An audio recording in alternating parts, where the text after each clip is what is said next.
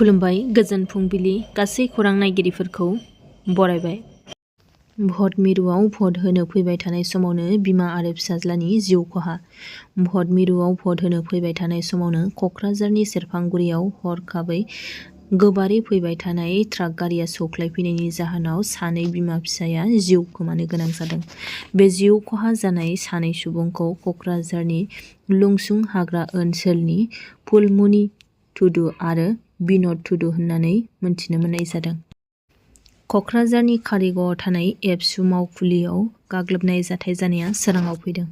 मावखुलियाव अन्थाइजों खुबैनानै गोबां मुवा बेसादफोरखौ खहा खालामनाय नुनो मोन्दों। लोगोसे सासे सुबुङा गोब्राबै जोखोम जादों होन्नाबो मिथिनो मोननाय जादों। आसामनि बिधानसभा बिसायख'थिया मैयानि दिनाव मोजाङै मोजां खुंफुंजाबाय। नाथाय बबेबा भट मिरुआव गोबां जाथाय जानायखौबो नुनो मोन्दों। खौरां मोननाय बायदिब्ला जटियानि धलापानियाव भट मिरुआव थानाय पलिंनि सोद्रोमानि देहाया गोबां गाज्रि जायो, जेराव देहा फाहामसालियाव थिसननो गोनां जादोंब्लाबो नाथाय देहा फाहामसालियावनो बिथाङा रुंसारि जानो गोनां जादों। जिउ खहा जानाय सुबुंखौ देबेन हर' होननानै मिथिनो मोननाय जादों। मेट्रिक आनजाद होगिरिफोरनि थाखाय गोजोनथाव खौरां। दिनै 10 रिंगा जानाय लोगो लोगो फरायसाफोरा गावबा गावनि मबाइलनि गेजेरजोंनो आनजादनि फिथाइखौ नायनो हागोन। मख'नो गोनां दि देग्लायनि मेट्रिक आनजादाव गासै 4 लाखनिफ्रायबो बांसिन फरायसाफोरा मेट्रिक आनजादाव जिरायदोंमोन।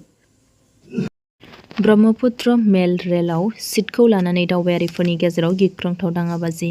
गंसे नखरनि सोद्रोमाफोरा जोखोम।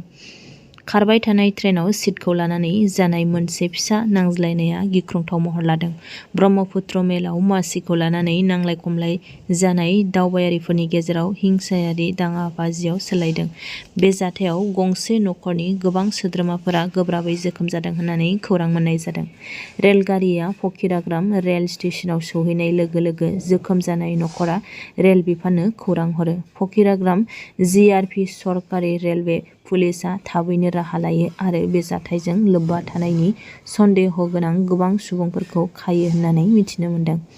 थांनाय सानखालि 2 नं सौरागुरि गुदि फरायसालिनि 105 पलिं स्टेशनाव प्रमद बर' बिथाङा गावनि बेसेन गोसा भटखौ होदों। गावनि बेसेन गोसा भटखौ होनायनि उनाव देरहागोनखौ बिथाङा रोखायै फोरमायथिदों। फारसेथिं थांनाय हरनि समाव कुमारिकाटानि फानबारियाव बिजेपिनि सोद्रोमाफोरा AK-47 जों गुलि गावनाय आरो इउपिपिएलनि मावथिफोरखौ बुनाय जाथायखौ लानानै बिथाङा गोख्रोङै सोंखारिदों। MCLA बिजितगोरा नार्जारिनि बिथोनजोंनो बे जाथाया जादों होननानैबो बिथाङा बुंथिदों।